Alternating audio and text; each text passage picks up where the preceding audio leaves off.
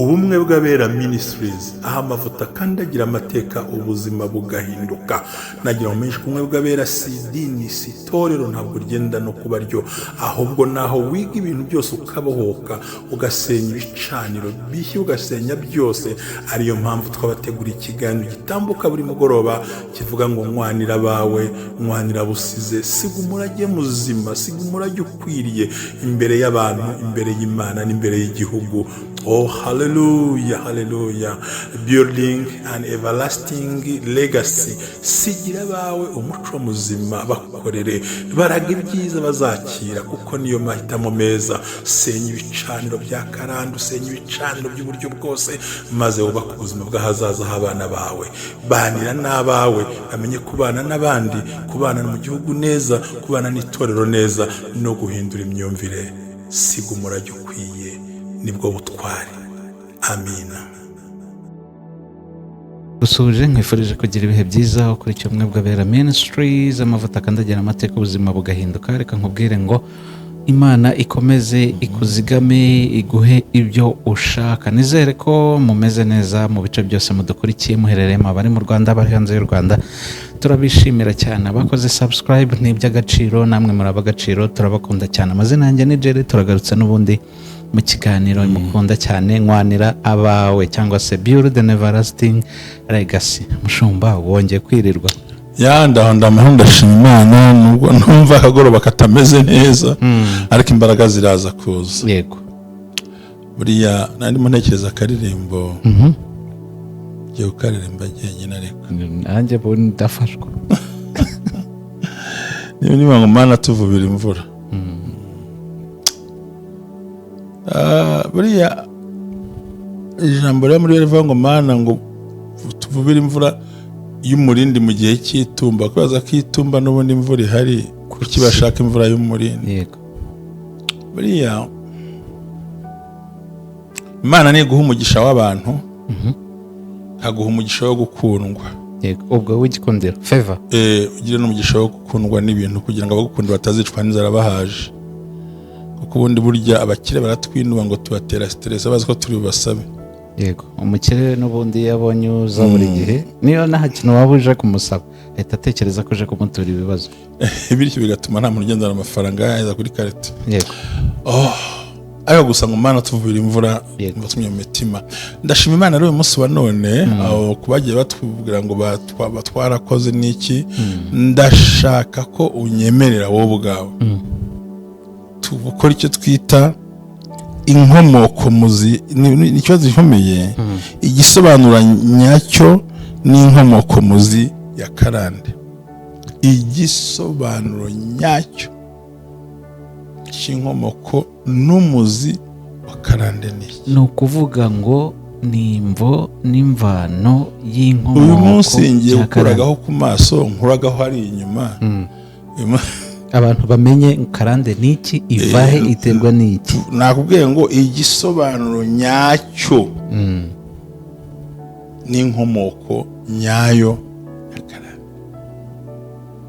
kugira ngo guhuzagurika bategerwa nk'imitego myinshi batazi. Yego.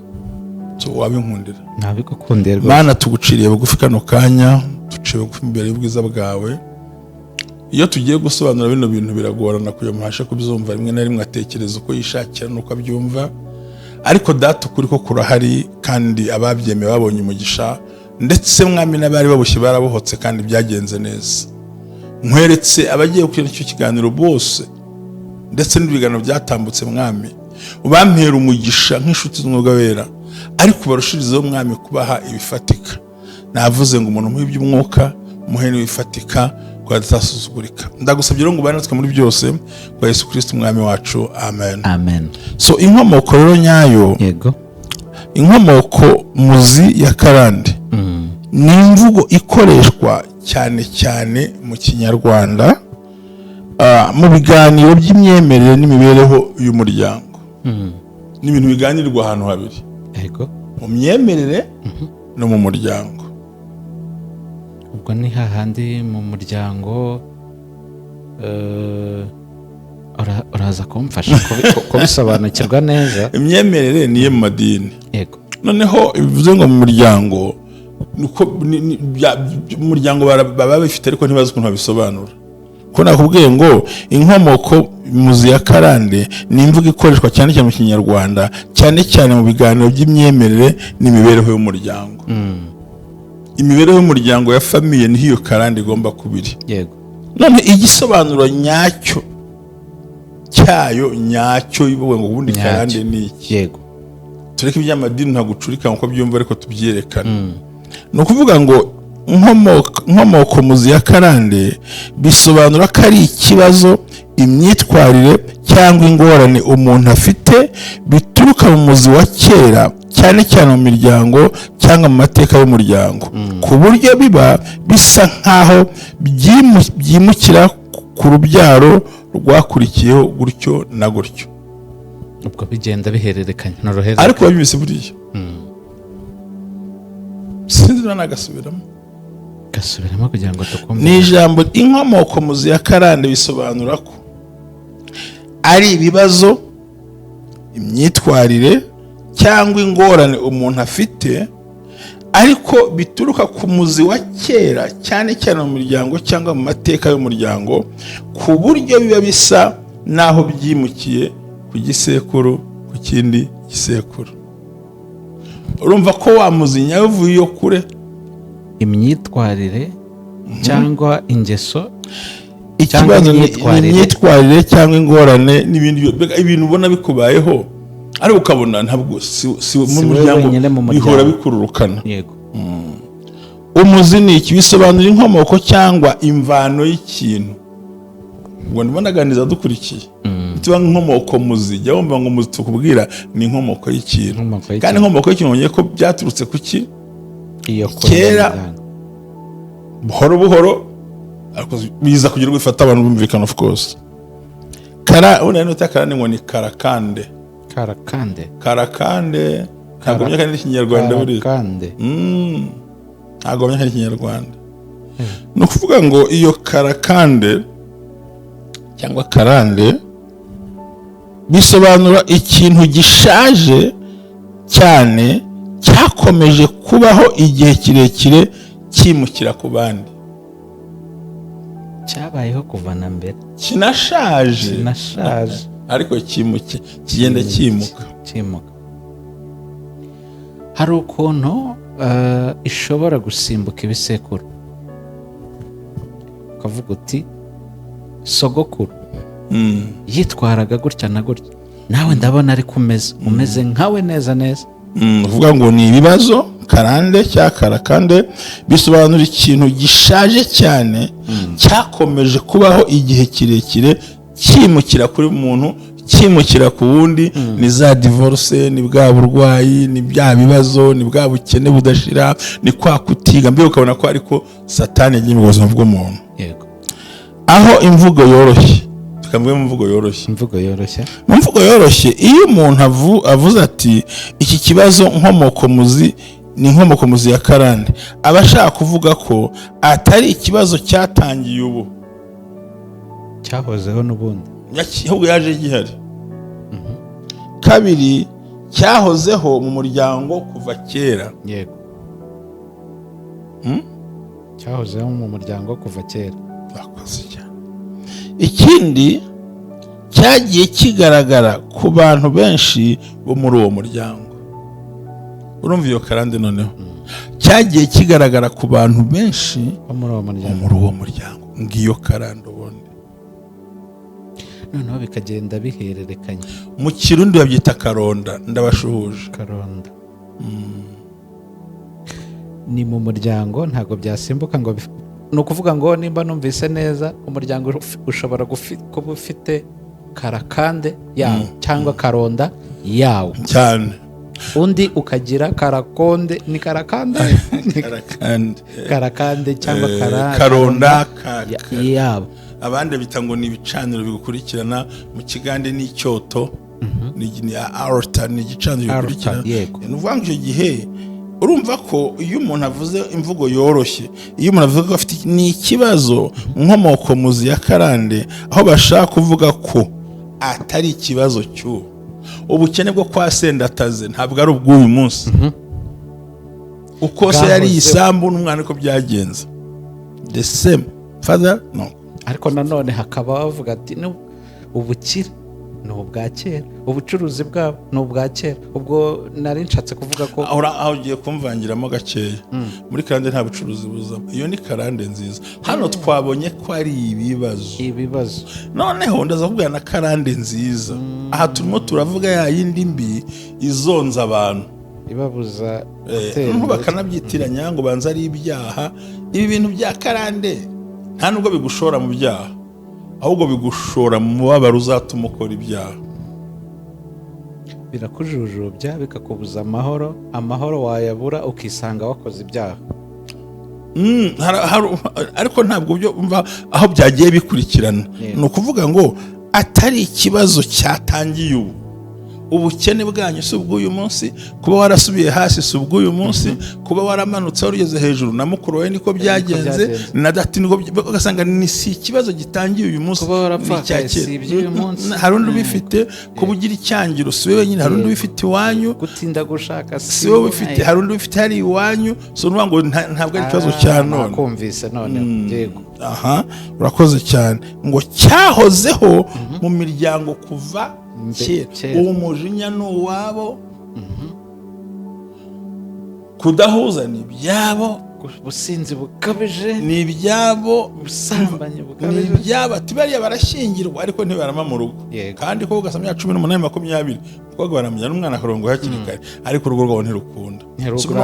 Ikindi cyagiye kigaragaza ku bantu benshi muri uwo muryango, burya ushobora kuba muri uwo muryango kandi ntigufate. Nabyo tuzabisobanura impamvu idafata uwo muntu. Burya abantu bafite ibyago bikomeye ni imfura n'umuhererezi. Burya karande igeze kumfura iramunigagura, rega buri samuragwa kubera iki? So umutware w'umuryango tangiye kuntera ubwoba.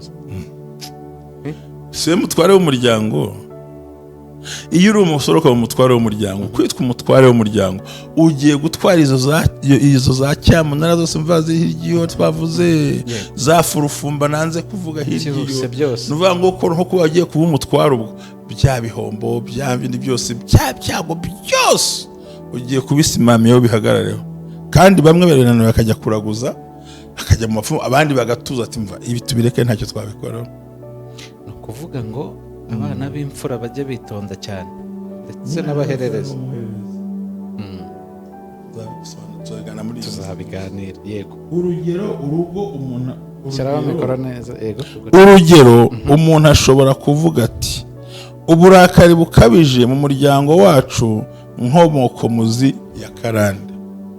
Burya hari umuryango ugira umujinya hamwe hari ndi kwa muganga ndebye ukuntu umugore mu gitondo ashubije umugabo, ndebye ukuntu amubwiye hari abagabo nka bane twicaye twifashe umunwa twese,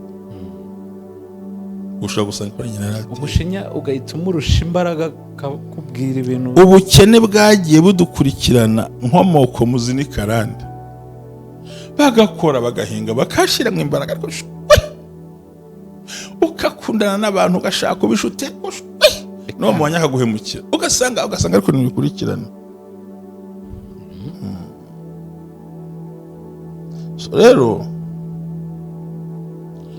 ngiyi nkomoko muzi niwe yumvise, inkomoko muzi ya karande. Kandi buriya Jerry kuba ngiye mvuga bino bintu gutya sinde kure, Imana ishimwe ko nta muntu mpa raporo usibye Imana yonyine. Ariko abantu ntibumva kino kintu, sinzi yenda we sinzi si ubwa mbere ubise gusobanura kandi nkayikubwira neza ku mugaragaro. Inkomoko muzi, ubukene bwabo n'ubwa kera, kudakundwa n'ibya kera, ushaka kare n'ibyabo. Iyo si karonda nziza, ariko ntibaramye urugo nimbi. Uvuga ngo n'ikizi guhaye ibigira ngo izagutega umutego uzagwamo igihe kirekire imbere. Niyo karande nuko ivuga. Nabyo byiza urumva aho yaho nabigeramo kabyinjoyinga, kabyara abakobwa beza koko hagira ubareba, nubwo ari inzobe nubwo kandi biyubaha, ariko gusa no kubera iki we arandeho none se ba nyirasenge barashatse. harimo abantu bibwira ko kuba wapakinga ibintu byawe ukajya kure uba wayicitse. ntawe ucika kose nese ko ubwo nujya gupakinga igikapu, iyo nta gikapu ipakinga yituye muri wowe, hati we hambira birukenda kwirukamo, kuko ntawe usiga ikimwirukamo, ubwo nagira ngo asiga ikimwirukankana. kandi karande ntiba ku giti, iri muri DNA muri wowe. ubwo hari ukuntu abantu bagenda bakagira umugisha bakajya gukorera amafaranga hanze, bakajyana abana babo hanze, ariko umubyeyi ugasanga ararera akavuga ati abana banjye byaranze, akazi byaranze, ibiyobyabwenge akigera hano bahise bamudepodinga, bamuha 24, ibiyobyabwenge byanze, karande tu. bakongera bakakubwira bati narinze kubwo ngiye ahantu kure y'umuryango, kure y'iki, ntaho bizahurira. Abadukurikira bo muri Amerika, abadukurikira mu bihugu bitandukanye, bari aba diaspora bose batandukanye, ko bagiye mu gihugu cy'amahirwe, cya gihugu kiborohereza, ubu nta bashomeri bariyo.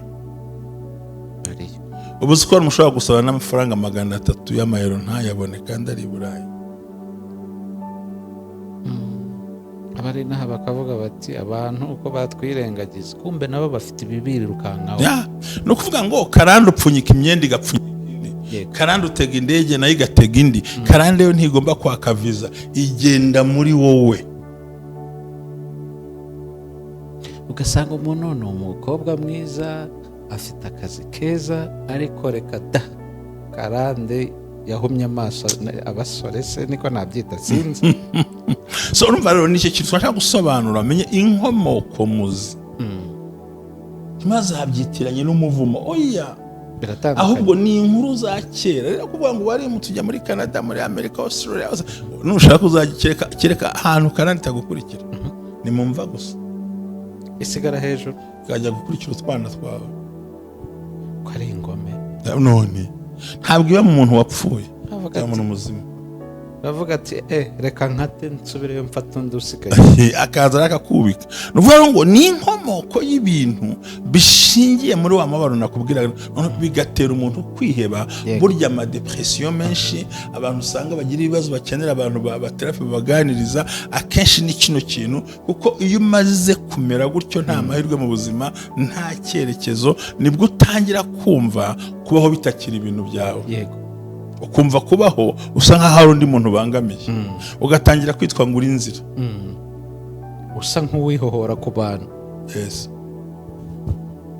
aha rero abantu bahasobanukirwe neza. numvaga nifuza ko bamenya kino kintu.